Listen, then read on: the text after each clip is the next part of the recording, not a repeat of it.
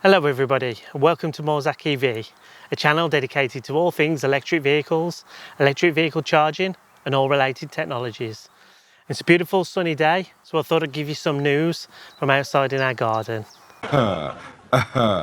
News. And the headlines are: Wallbox takes a bite out of the Big Apple, Gridserve absorbs Dale Vince's electric highway empire, and the home of heavy metal goes live with a clean air zone.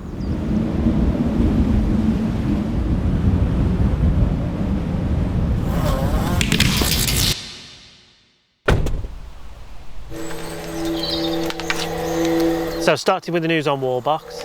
Wallbox announced late last week that they are merging with a large corporation and they're going to be floating on the stock exchange in the third quarter of this year.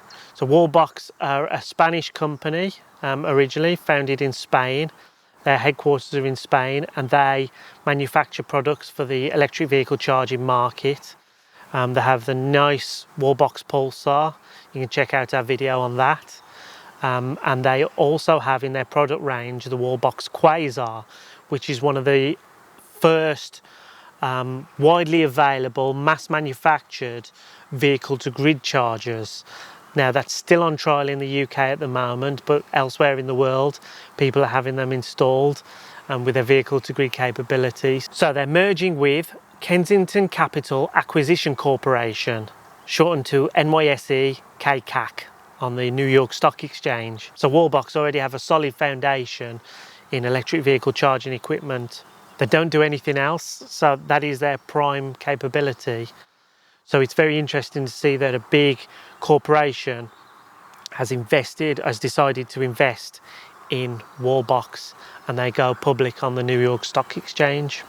So it's an interesting development from Wallbox. It shows that they're one of the biggest charge point manufacturers in the world, and floating on the New York Stock Exchange. They become a public listed company.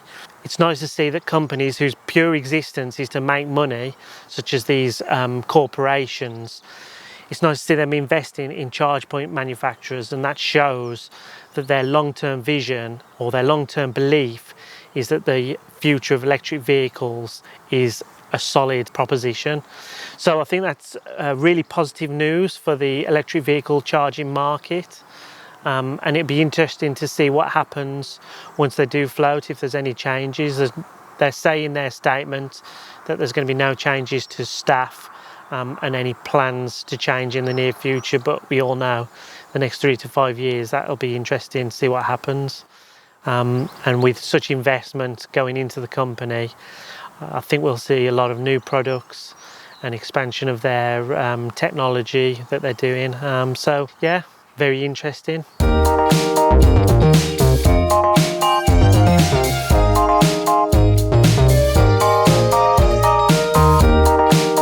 So up next is the news that the remainder of the electric highway, i.e. Ecotricity, is being sold to Gridserve by Dale Vince.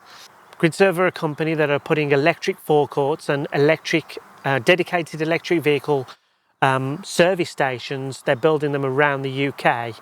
So they've got a lot of investment and they're putting in a lot of infrastructure.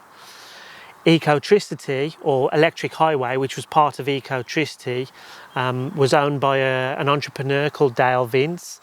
Most of you will have probably seen Ecotricity chargers because they take up most of the charging equipment on the services around the UK. For Americans, that's highway stops. And they have a reputation for not being the most reliable of chargers. I think most people agree, and you can look at a lot of the current electric vehicle YouTubers. There's been a lot of talk recently about how poor the charging infrastructure is in the UK compared with the growth in electric vehicles.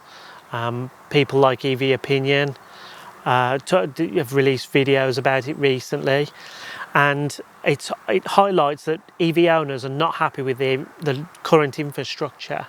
That being said, Everybody seems to be pleased with what Gridserve are doing, so I think this is another positive step to show they will take that investment and put it back into the electric highway to make sure that the motorway services network across the UK will get a huge investment and a huge improvement in that infrastructure.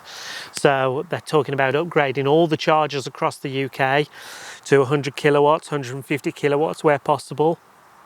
And then you know, there'll be improvements in the payment facilities, so you can pay via contactless instead of having to sign in with an app and you pay a membership fee and all that rubbish that goes along with it.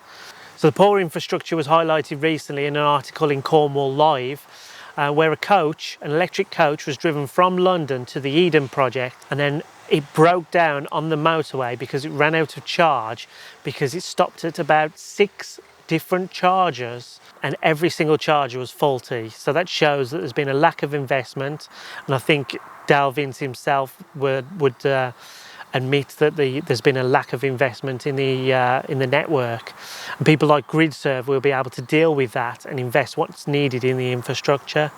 So again, a very positive step for EV drivers, and we can see improvements coming in the next 12 to 24 months, I believe. So it'd be interesting to see how this purchase improves the motorways service network and the overall charging infrastructure of the United Kingdom.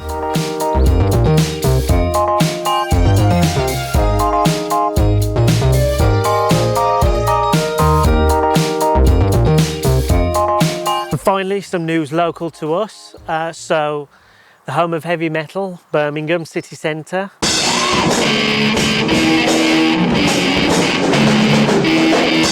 Yeah, they've gone live this month. So it was meant to go live last year, but because of various events that I'm not going to mention, it was delayed. But this month it's gone live. So they had the first 2 weeks where the clean air zone had gone live, but there were no fines issued or no charges made.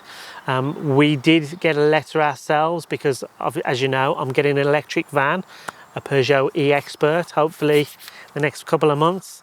But at the moment I've still got my diesel van, and I drove through Birmingham city centre, so I did get a letter saying if you do that after the 14th of June, you will have to pay the emission charge. So the clean air zone in Birmingham is not a zero emission zone, which I think a lot of us would have liked to have seen that, but they're taking small steps, but it's still a very positive step forward.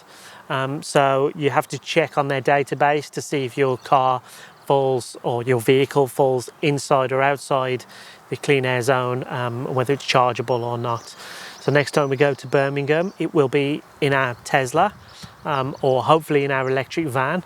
And yeah, it's nice to see Birmingham taking steps and following suit with cities like London. And hopefully the money they generate from the clean air zone, in terms of the fees being paid, they can put to really good use in terms of clean air projects and environmental projects, maybe some investment in charging infrastructure in Birmingham city centre. So yeah, a very positive step forward. So I hope you're enjoying the weather. If you like the video, give us a cheeky thumbs up. Make sure you check us out on our social media. If you're buying a Tesla, make sure you check out our Tesla referral code to get 1,000 free supercharger miles when you buy your car. And in the meantime, thanks very much for watching. After the 14th of June, is it the 14th of June? Yeah. Yeah. Kensington Capital Acquisition Corp. Right. Don't laugh.